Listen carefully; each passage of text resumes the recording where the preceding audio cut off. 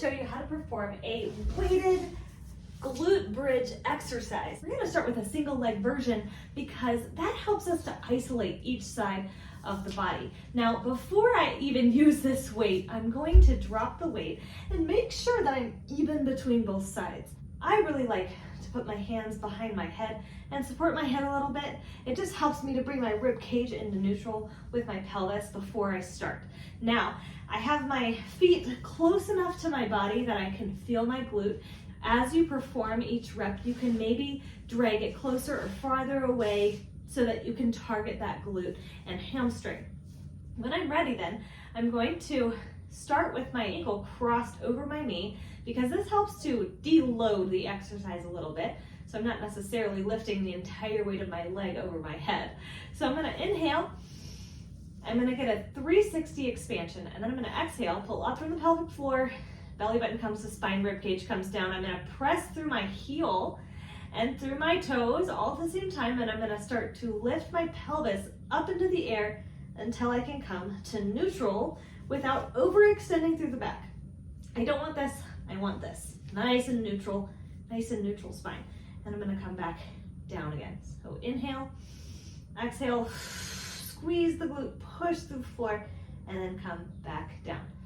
And now I am ready to take it up to this level where I'm not having my ankle crossed over my knee. I'm gonna inhale, exhale, 360, inhale, exhale, core is engaged. Even if that means that I don't get the same range of motion, it means I'm doing more of the targeting I'm trying to accomplish.